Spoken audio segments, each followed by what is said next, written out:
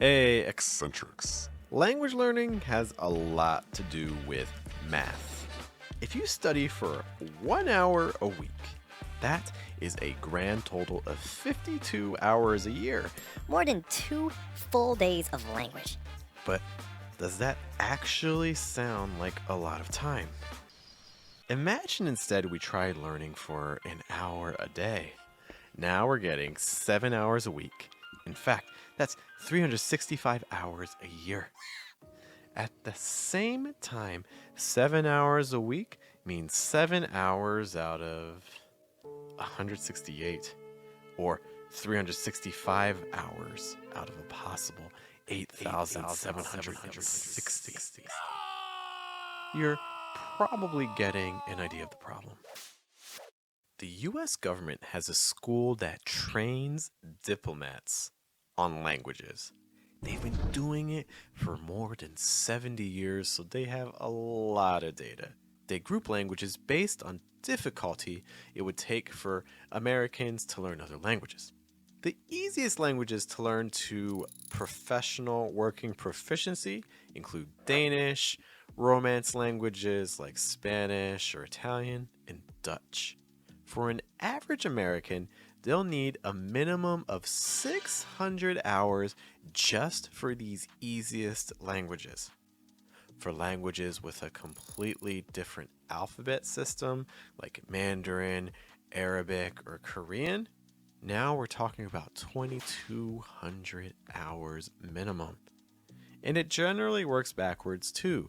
Spanish speakers learning English will usually have an easier time than Chinese speakers studying English. That 1 hour a day approach means about 2 years for easier languages, 6 years for harder languages.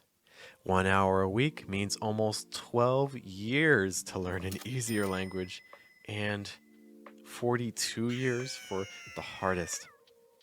I'm not saying these numbers to discourage. I'm actually saying these numbers to encourage. By just incorporating a little more English into your day, You're dramatically speeding up the learning process. and it doesn't have to be all at once either. Instead of doing like an hour in the morning, maybe you can do 30 minutes in the morning and then 5 minutes at lunch, 20 minutes while maybe taking your dog out for a walk or while you work out at the gym, 15 minutes while you eat your dinner. You can learn a language in 1 year or even less to proficiency. In fact, these government courses that arrived at these numbers I told you about are able to teach the easiest languages in as little as 24 weeks. But they're also being efficient with time, right? Because an hour of English isn't always as effective as even 30 minutes of English. An hour of watching a movie with subtitles where you're not even listening to the language that is being displayed is not as effective as 15 minutes of a movie where you're pausing, watching again,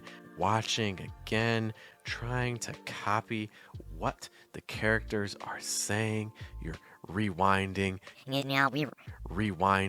you're watching again, writing down new vocab words you hear.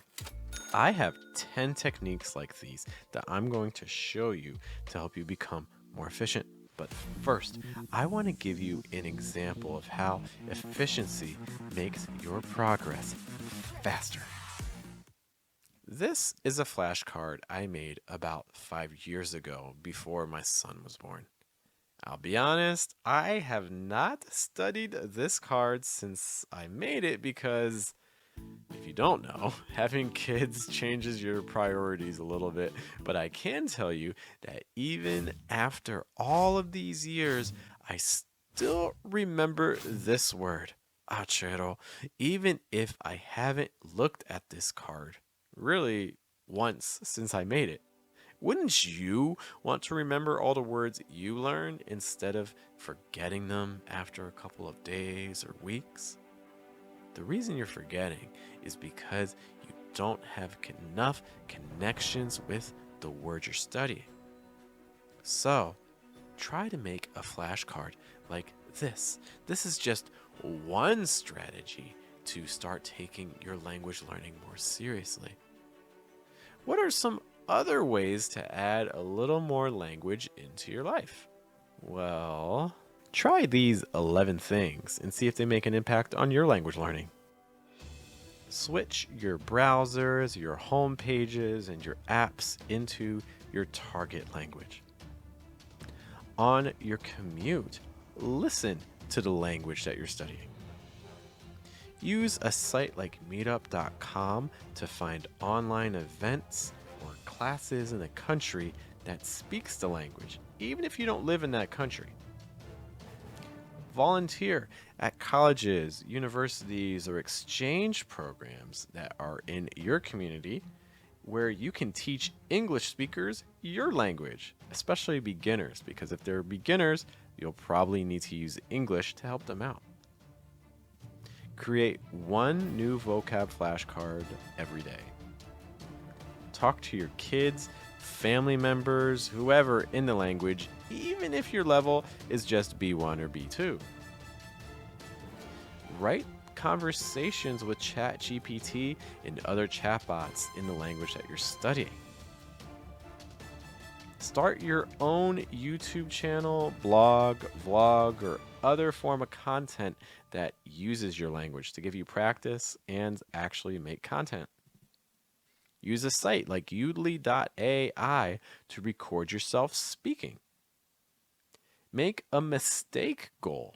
For instance, you can't go to bed until you make 3 verb tense mistakes in one day. Take a class with me or an italki teacher or anyone you feel comfortable with online. In fact, I'll be honest with you, this issue with time is one of the reasons why I created our Mission English program. I teach English online, but my schedule can get pretty full. That means that students who want my classes can't always actually get them.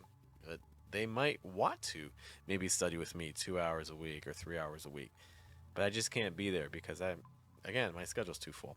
So instead, what I did was I created a program called Mission English because pronunciation is something you really need to study a little bit every day to feel progress. So that way, with Mission English, even if my schedule's full, there's still a way to study with me every day. We meet 2 times a day in a private group for 30 minutes. Each class is saved so you can hear yourself, hear also my feedback, and then practice more as often as you want because all of the classes are there. Plus, you're actually working with me and not someone else. I know a lot of other teaching programs out there from English coaches. You see them everywhere, but you don't actually work with them. You work with their assistants and things. The key to making noticeable growth in a language really is daily practice. So maybe it's time that you and me, maybe we can start growing together a little bit. In fact, you can even see what a Mission English class is like here to see if it's something that might work for you too.